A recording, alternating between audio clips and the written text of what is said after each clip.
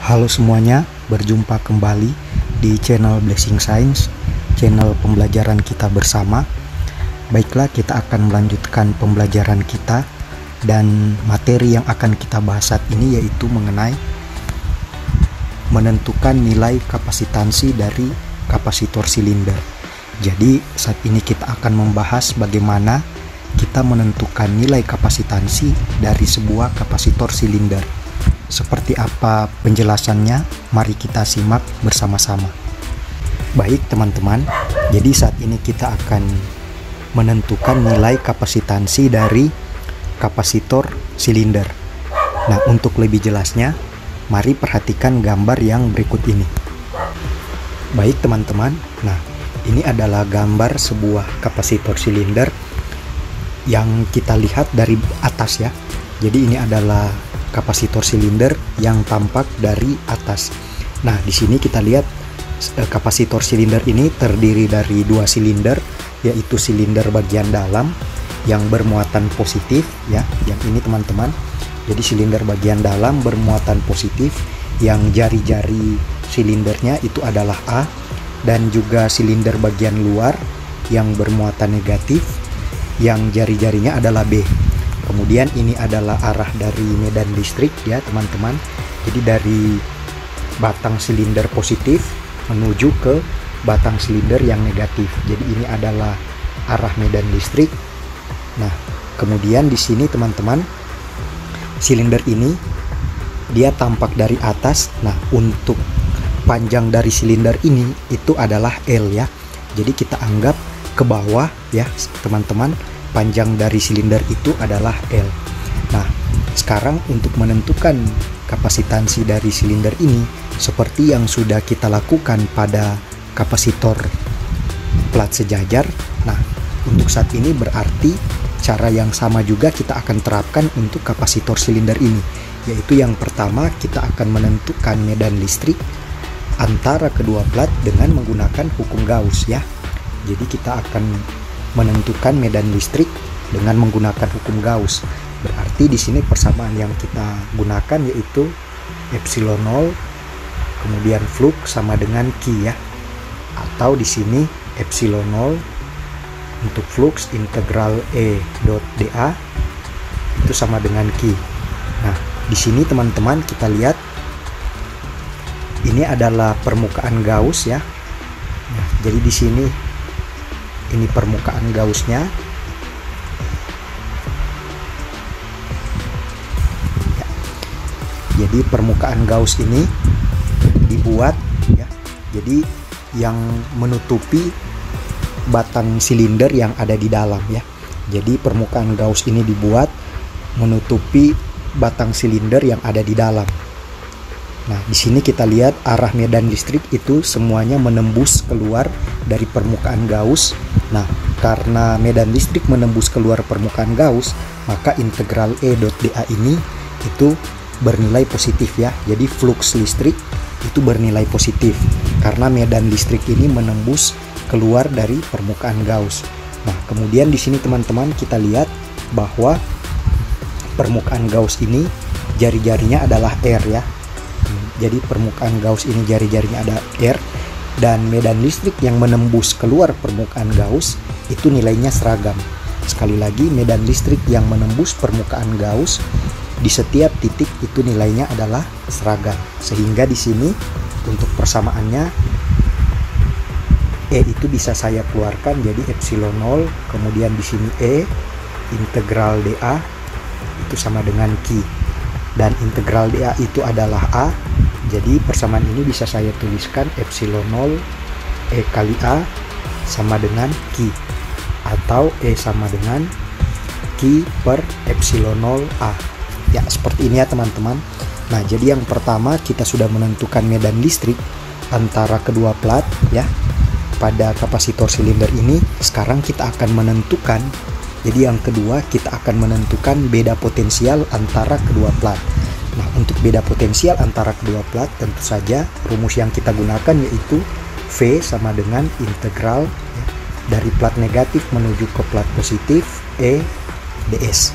Jadi kita selalu ingat teman-teman bahwa untuk lintasan beda potensialnya itu dari plat negatif menuju ke plat positif. Nah, ini teman-teman, jadi garis yang berwarna hijau dari plat yang negatif menuju ke plat positif ini itu adalah lintasan beda potensial yang selalu berlawanan arah dengan medan listrik ya. Selanjutnya teman-teman, kita lanjut saja di sini. Kemudian kita substitusi untuk medan listriknya. Jadi ini jadi integral ya, Q per epsilon 0 A ds. Ya, selanjutnya di sini jadi V sama dengan, nah Q per epsilon 0 itu bisa saya keluarkan. Kemudian di sini jadi integral 1 per A ds. Ya, di sini teman-teman kita lihat untuk A tidak bisa kita keluarkan ya. Tidak sama seperti dengan kapasitor plat sejajar. Jadi kalau kapasitor plat sejajar A itu kita bisa keluarkan karena permukaan Gauss-nya itu luasnya sama dengan plat.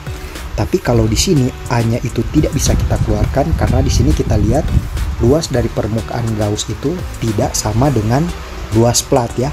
Jadi sekali lagi di sini luas permukaan Gauss itu tidak sama dengan luas plat. Nah, di sini untuk luas permukaan Gauss, jadi kita lihat di sini untuk A itu berarti luas permukaan Gauss. Nah, jadi silinder ini luasnya adalah 2pi R kali L ya. Jadi untuk luas permukaan Gauss ini adalah 2pi R kali L. Jadi 2pi R itu adalah keliling ya, keliling dari bagian atas ini, permukaan Gauss bagian atas, keliling lingkaran ya. Jadi sekali lagi untuk permukaan Gauss ini jari-jarinya R, maka keliling lingkaran bagian atas ini 2pi R, dan L itu adalah panjang dari silinder. Jadi panjang dari permukaan Gauss ini itu sama dengan panjang dari silinder ya teman-teman. Nah, sehingga luas dari permukaan Gauss itu adalah A sama dengan 2pi kali R kali L. Nah, jadi di sini saya substitusi sama dengan Q per epsilon 0 integral ya. Di sini berarti 1 per 2pi R L ds. Nah, di sini nanti kita akan integralkan terhadap R ya teman-teman, sehingga untuk ds ini saya ganti dengan dr ya. Pertanyaannya, kenapa kita integralkan terhadap R? Kita lihat di sini teman-teman, untuk beda potensial itu dari plat negatif menuju ke plat positif. Jadi untuk lintasan ini teman-teman, dari plat negatif menuju ke plat positif, kita lihat untuk R-nya ini nilainya akan bervariasi ya. Jadi sepanjang lintasan ini nilai R itu akan bervariasi. Jadi kalau kita lihat garis yang berwarna hijau ini, itu lintasan untuk beda potensial dari plat negatif menuju ke plat positif.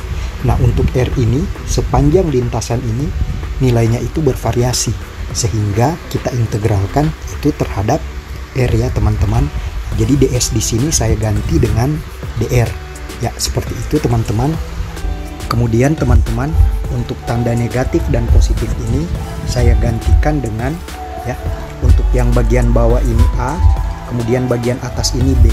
Jadi ini karena integralnya terhadap R, maka tanda integral ini untuk bagian bawah saya ganti dengan A, dan bagian atas saya ganti dengan B ya teman-teman. Jadi A itu adalah jari-jari untuk silinder bagian dalam, dan B itu adalah jari-jari untuk silinder bagian luar ya. Jadi kita integralkan terhadap R, dan untuk tanda negatif dan positif itu saya ganti dengan tanda A dan B ya, seperti ini ya teman-teman. Nah, sehingga dari sini kita dapatkan V sama dengan Q per epsilon 0. Nah, kemudian untuk 2pi L itu bisa kita keluarkan ya teman-teman, karena nilainya tetap ya. Jadi untuk 2pi L itu bisa dikeluarkan karena nilainya tetap, atau ini saya tuliskan yaitu 2pi epsilon 0 L.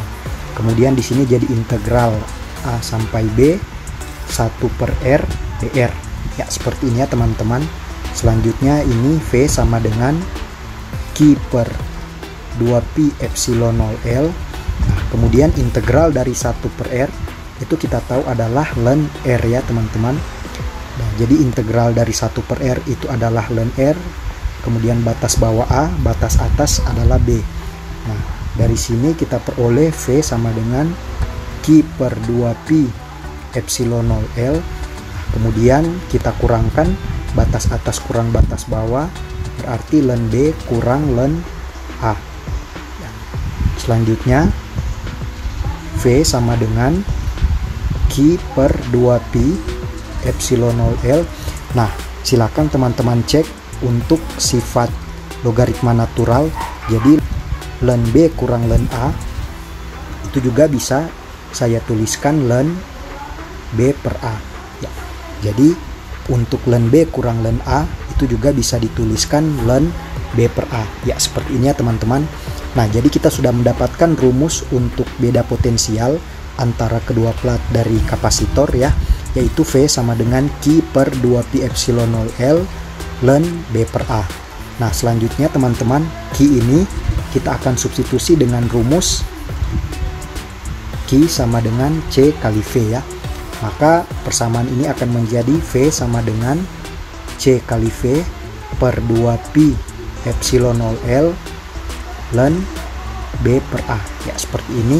Kemudian V ini kita coret sehingga kita peroleh 1 sama dengan C per 2Pi epsilon 0L ln B per A ya.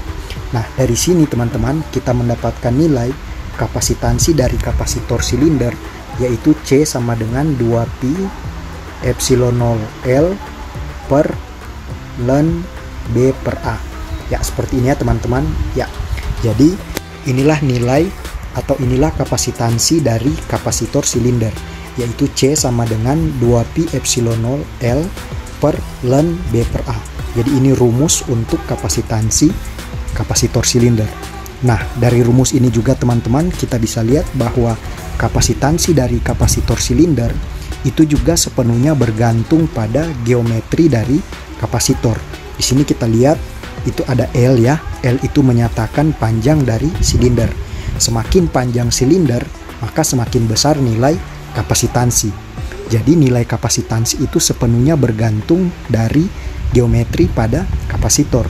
Sama juga dengan kapasitansi untuk kapasitor plat sejajar.